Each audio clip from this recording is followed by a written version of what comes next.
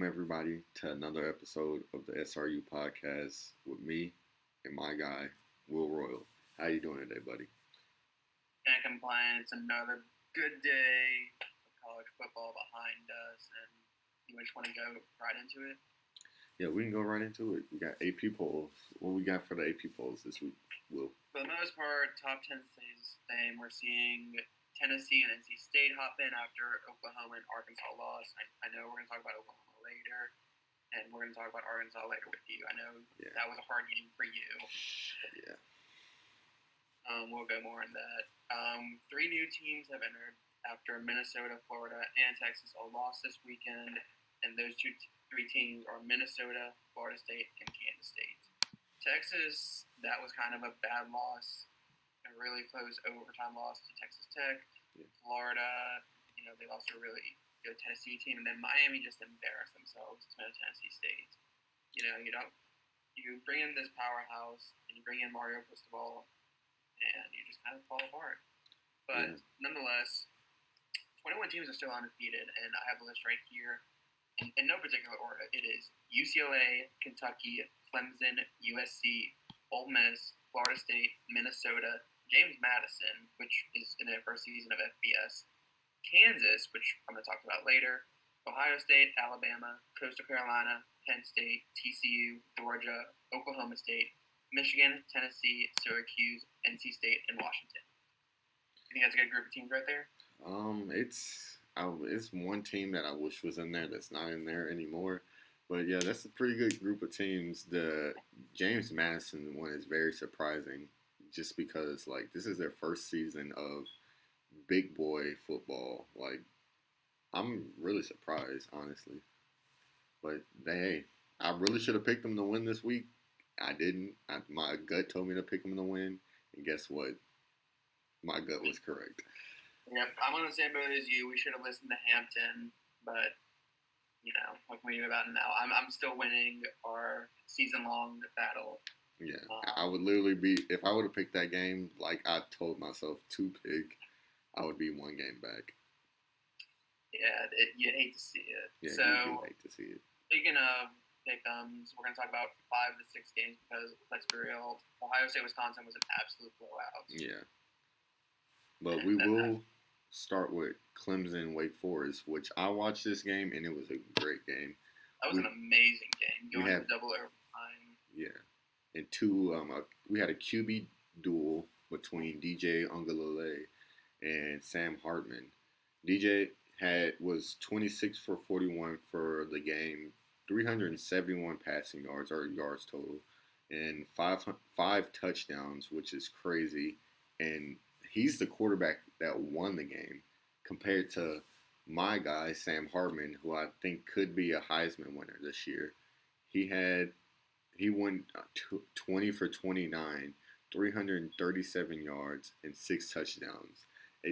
As a losing quarterback in that game, Sam Hartman had 6 touchdowns and 337 yards.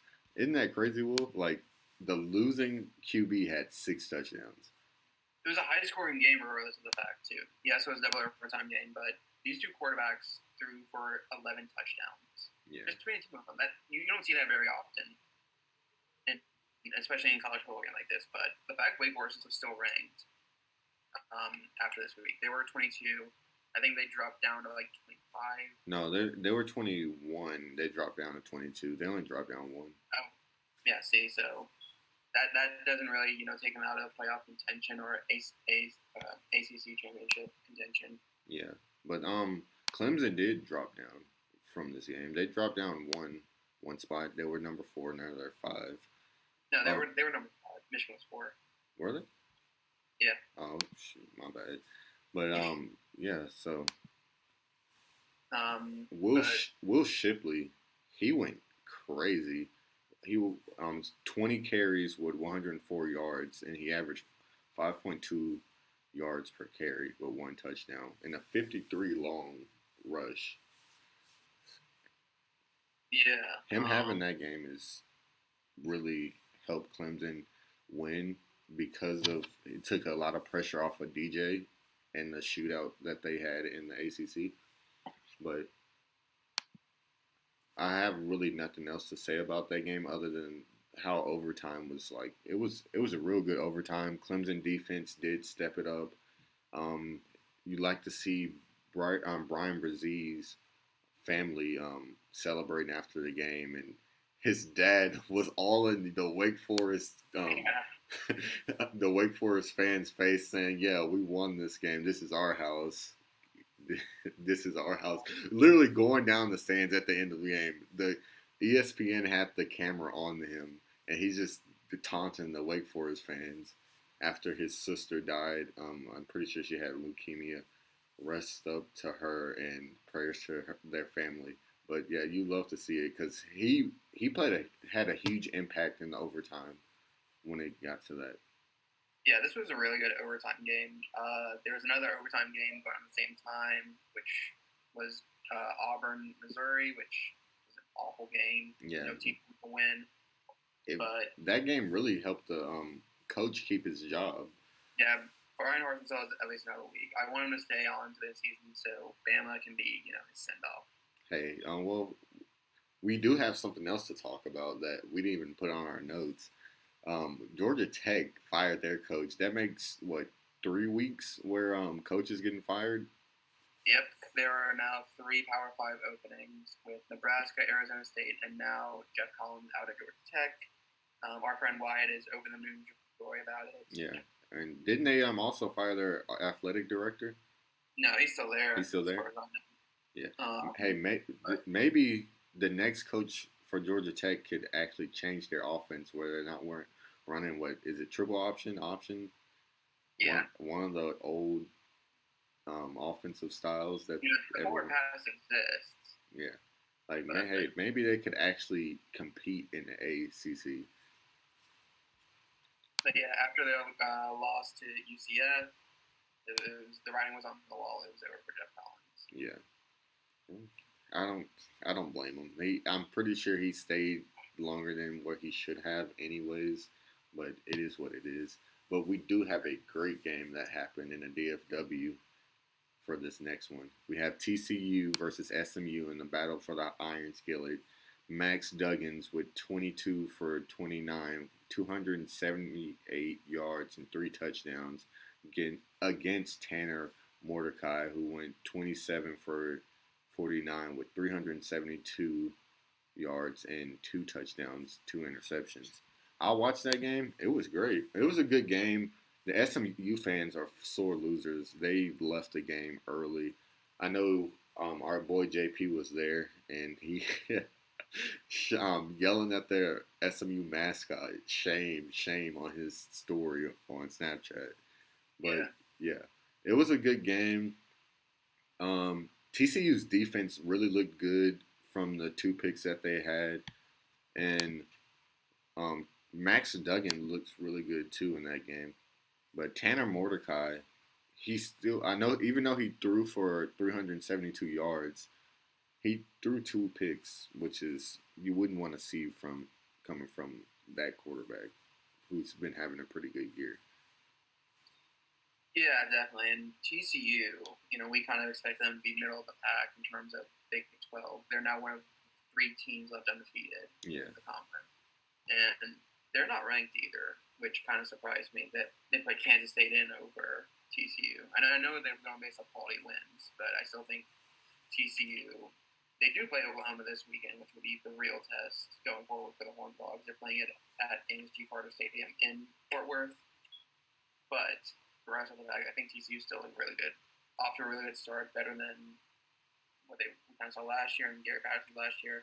Sonny Dykes, this was facing off against his former team. We didn't know what to expect with what was going to happen if TCU, he uses stats for TCU, or is he going to fall towards SMU? But in the end, his way of winning worked more with TCU, and JP's probably cooking an egg on the iron skillet as we speak. Yeah. It was great running back play also in this game. You have Kendra Miller with 17 carries, 142 yards, which is an 8.4 average per carry with 1 touchdown.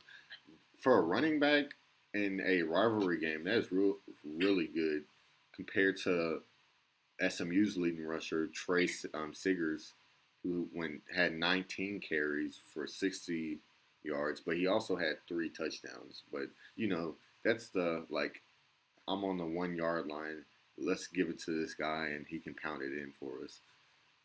And Jake Bailey for SMU, he played amazing. He had 8 receptions, 163 yards, Will. Isn't that crazy?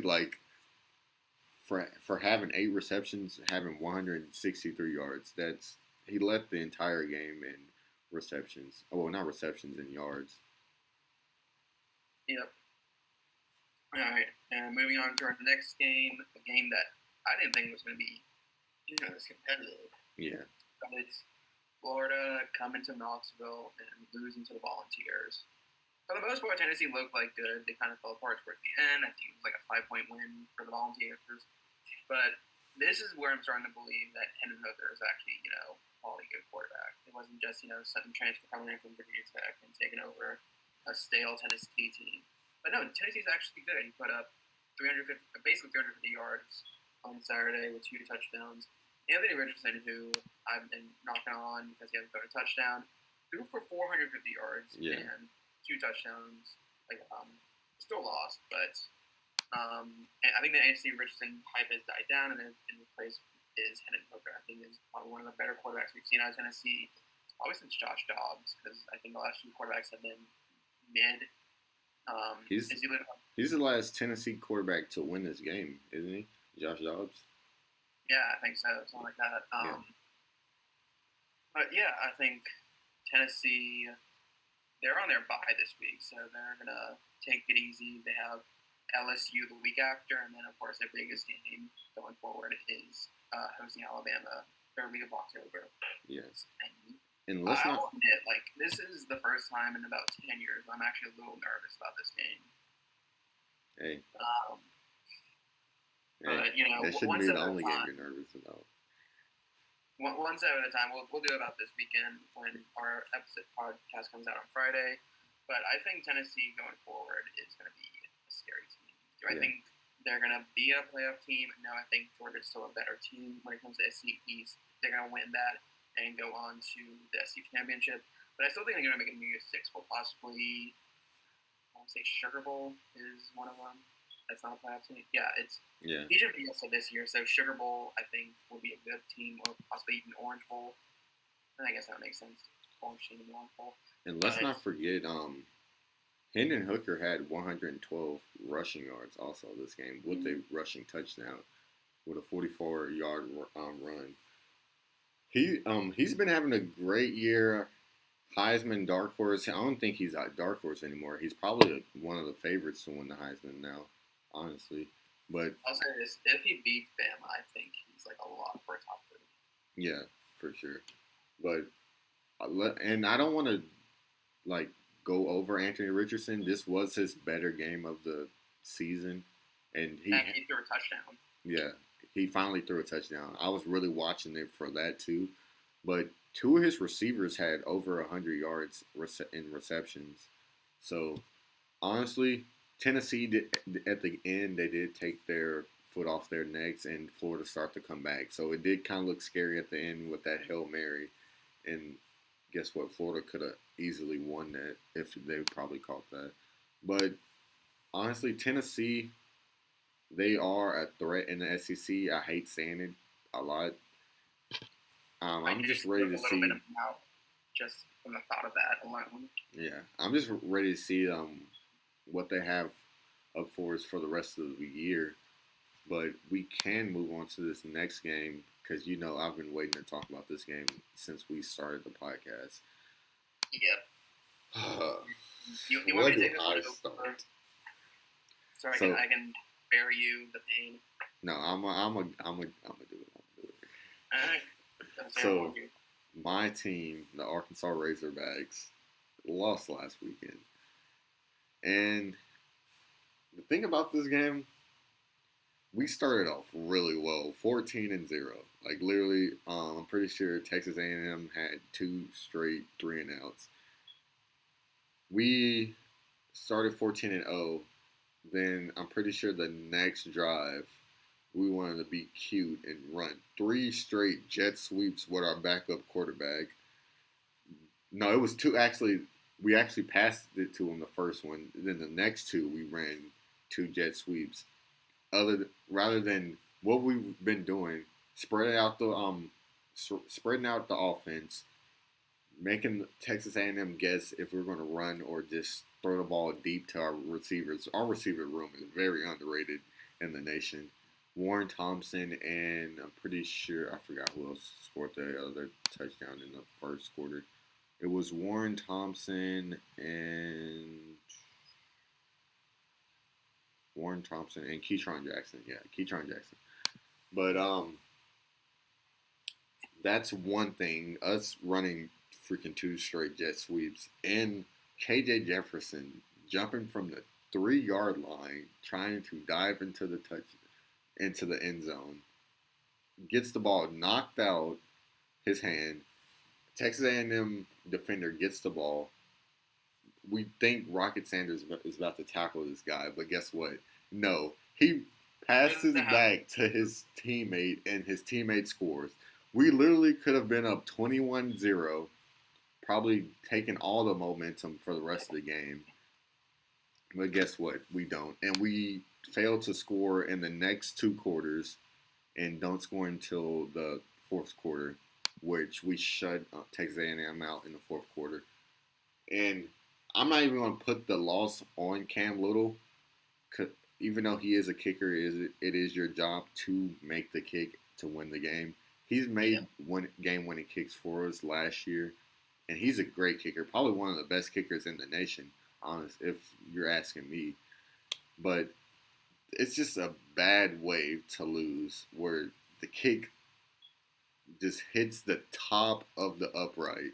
Not even like dings off the side or completely missed. It hit literally the top of the upright. Isn't that crazy, Will? The top of the upright.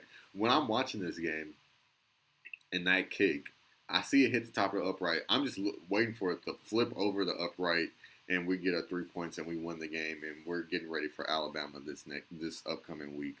And guess what? We missed it. Game over. All I gotta say is this is a safe place. Yeah. All I gotta say is I'm ready for this week. I feel like we will play this game coming back for vengeance from our last game and from last year where we should have won. Me and you talked about this plenty of times. We should have won that game. Who was that? Mechie, who caught the last touchdown. Guess what? I'm about to rewatch this game this week, preparing for this week, because I want our revenge from last year. KJ Jefferson our last game, he went 12 for 19 for 171 passing yards. He had an off game passing-wise, because we did was run. He had 105 rushing yards, though, which is great. He had 3 touchdowns overall. Max Johnson, we actually did good defending Max Johnson, keeping him in the pocket or making him move outside. But guess what? Our run defense that hadn't been our weakness, it's been our strength all year. Devon Achane had 159 yards with 19 carries. He ran circles around us last game. Do you have anything to say about this game? Because I probably took everything to talk about out for this game. I ain't gonna lie. But, yeah. You basically summed it up, and it is frustrating losing on a missed field goal. You know something about that. What? I say you know something about losing on a missed field goal. I'm not going to show the camera, but I'm putting up a certain finger right now. But I think, obviously, you have a harder game with Alabama coming up to Fayetteville this weekend, but I think after that you're going to meet your bounce back period and, finish out the season strong. Not the most ideal, scenario of A&M, Alabama back-to-back on neutral side, but you are having the home field advantage this Saturday. And I would say this as an Alabama fan, seeing Drew Sanders just flourish in that defense for y'all. He's leading the country in sacks. Yeah, we as a team are leading the country in sacks. Yeah. Who would have And the fact thought? he could have been on. Last year we were terrible. Our defensive line was terrible. We was terrible getting to the QB. We could contain and make sure the QB didn't run out the pocket and stuff. But like this year, we have Dominic Jordan from Georgia Tech, Drew Sanders from Alabama, and I forgot his first name, Hampton. He's from Arkansas State. But yeah, we've had a great defensive line this year, and Williams, Zach Williams has been playing great too. I'm pretty sure he had 2 sacks this game. I'm not 100% sure. I can check, but yeah, you can keep going, Will. No, I'm gonna say if Drew Sanders stays in the handout like he is at Arkansas, a linebacking core of him, Will Anderson, and Henry Toto is probably the most disgustingly thing imaginable when it comes to college defenses. Yeah, because Drew Sanders and Will Anderson coming off the edge would have been disgusting. Well, Drew Sanders even said if Arkansas was better when he came out of high school, he probably would have chose Arkansas over Alabama. Yeah, I mean he's there now. So yeah. And I also have one other thing to talk about for our defense. We play better pass defense when our linebackers drop in coverage and not showing blitz 24/7 like they usually do. It's great for like in between snaps that have each snap off for blitz. But why do we blitz every freaking snap? Like we rush 3 defensive ends, then we have our 2 linebackers just coming in trying to take off the QB's head. It's easy to throw for that because the middle's wide open. I've been saying that all year, but this week we actually did pretty well when it came from pass defense. But hey, it is what it is. We're getting ready for Alabama. Bring on Bama. We want Bama. We'll talk more about this on our pick'em episode. But before you essentially lose a blood vessel, our next game is the Sun Belt Fun Belt pick of the week, and that was James Madison beating at the lovable App State.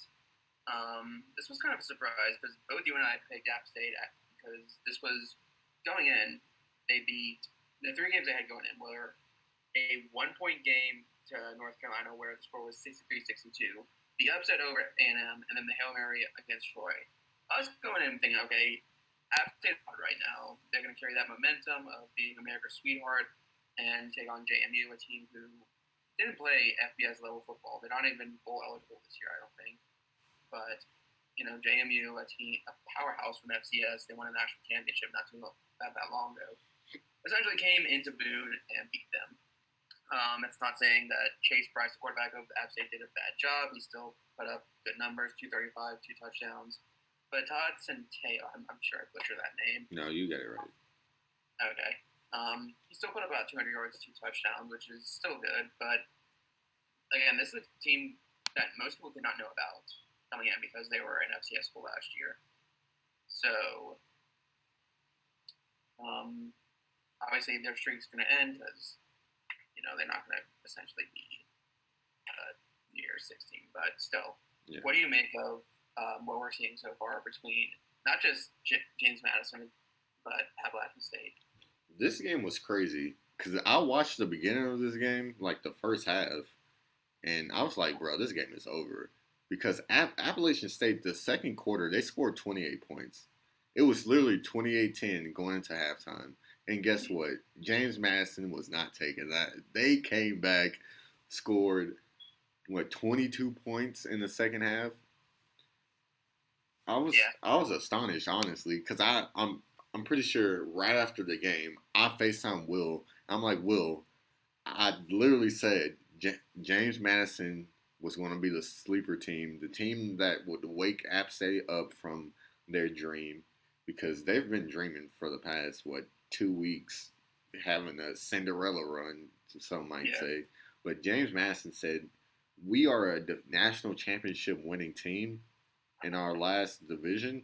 And guess what? We're just as good in this division, too, beating one of the better smaller schools in the nation, and they're looking up to win the Sun Belt first year coming up, and probably making a pretty decent bowl, be like a Western Michigan back in, what was that, 2017? Something like that. Yeah. I mean, again, it depends if they are allowed to play because of transition rules. Oh yeah, well yeah, but hey, I'm just saying for the time being, keep a lookout for James Madison. They're a pretty good football school, even though they're mostly known for partying. That's what I heard. That's what my DMV buddies tell me. All right. That covers all the games we picked last week. Like I said, we're going to skip over Ohio State because that game was just a domination for Ohio State. But we're going to talk about the surprise team through the first quarter of college football, and that is the Kansas Jayhawks. Did we think coming into this that they were going to be 4-0, just the best team that didn't make the top 25 after 4 weeks? Heck no, I did not think Kansas was winning more than even 2 games this year, and now they're undefeated. They have a better record than my team, but who I definitely didn't think this at all. I'm just surprised because their QB has been playing well. I know you've probably kept up with Kansas a little bit more than me. Go ahead and tell them. Daniels has been putting up ungodly numbers, and keep in mind, this is someone who just came in. I think he's a transfer. I could be wrong, but through 4 games, he's put up almost 900 yards in the air with 11 touchdowns and interception. Over 300 yards on the ground with 4 touchdowns. He's the leading passer and rusher on this Kansas team. They're 4-0. They so far beaten the likes of. They played an FCS school in the first week, but after that it was West Virginia, Houston, and now Duke. Yeah. Lance Leopold, the coach that I didn't think was going to last that long, he came in last year after all these allegations of Les Miles came out.